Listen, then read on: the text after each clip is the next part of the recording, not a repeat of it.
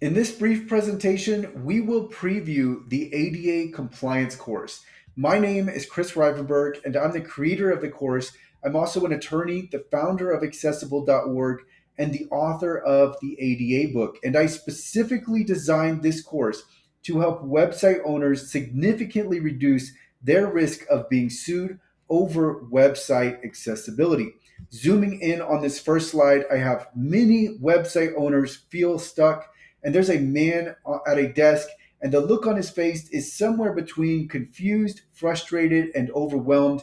And many website owners feel this exact same way.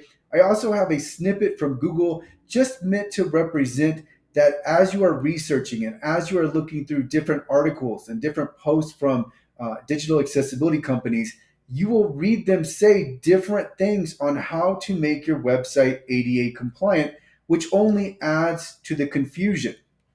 So, moving on to this next slide, I have a clear path forward. So, the ADA compliance course shows you exactly what to do. So, the course is comprised of step by step, detailed instructions that outline exactly how to find and fix the issues that lead to lawsuits. Moving on to the next slide, I have this course is based on claims from actual lawsuits. So there's a screenshot where I have highlighted the specific accessibility issues that were found in a complaint filed in court by a plaintiff's law firm. And this course is based on dozens of these complaints. So this course is based on the 15 most commonly claimed accessibility issues found in real complaints filed in court by the most active plaintiffs' law firms. And I have this slide in here to really show you that this is based on actual data. This is based on what is really happening. There's no guesswork here. This isn't the Web Content Accessibility Guidelines. This is what is coming from the plaintiff's lawyers. So if we want to stop the lawsuits, we have to know what it is that the plaintiff's lawyers are claiming in their lawsuits. And these are the issues, these are the 15 most commonly claimed issues that plaintiffs' lawyers cite to. Now, moving on to the next slide, I have the most active plaintiffs' law firms, and I have a list of plaintiffs' law firms. It is not as an exhaustive list, but this list is to give you an idea of the complaints, of the different complaints from different law firms that have been researched and have gone on in that are embedded into this course. So we have Stein Sachs, Mars Kamoff, Pacific Trial Attorneys, Mizrachi Crow, Paleo Duran, Gottlieb and Associates, Asasio Barros, Block and Leviton, and Mendez Law Firms and Mendez Law Offices, and the list goes on.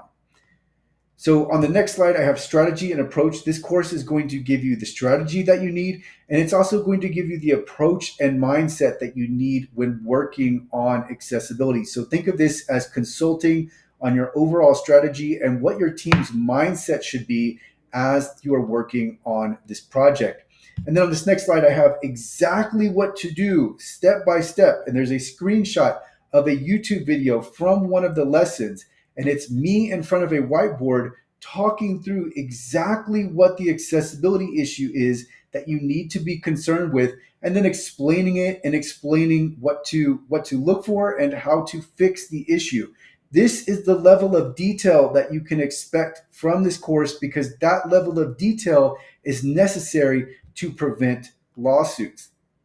And on this next slide, I have instructions. So just really doubling down on the detail. We have in every lesson, there is an explanation, there is a section on what to do, how to review the accessibility issue, what you need to pay attention to, what you should be careful for.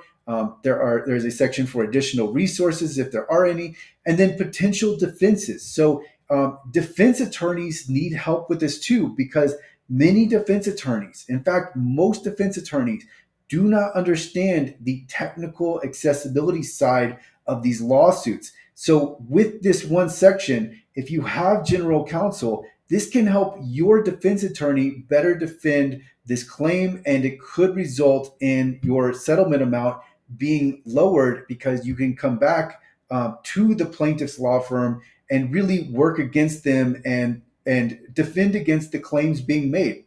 And then I also have a screenshot from the lesson saying pay attention to and be careful. And there are different bullet points under each section. This is really just meant to illustrate that this course is very detailed, it is very methodical, it takes a regimented approach, which is what is necessary to prevent lawsuits.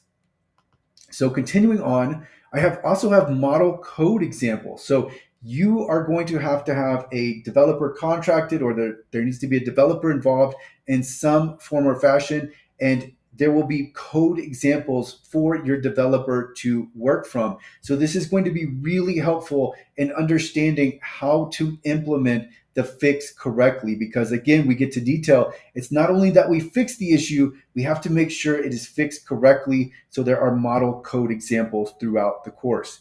And then on this last slide, I have the best information available. This is unique information that you cannot find anywhere else. And the course only goes through genuine accessibility. There are no automated solutions. There are no widgets involved. This is only the actual code and content remediation of your website. And this course is designed for practical results. This isn't for full WCAG 2.1 AA conformance. This is for let's reduce our risk of being sued as we go through this course. And that's what this course will do. It will significantly reduce your risk of being sued or receiving a demand letter. So sign up for this course right now. You can sign up for access by adding the course to the cart and making the purchase. And as soon as you make the purchase, you will have access to this course. I will include links to the course in the description for this video.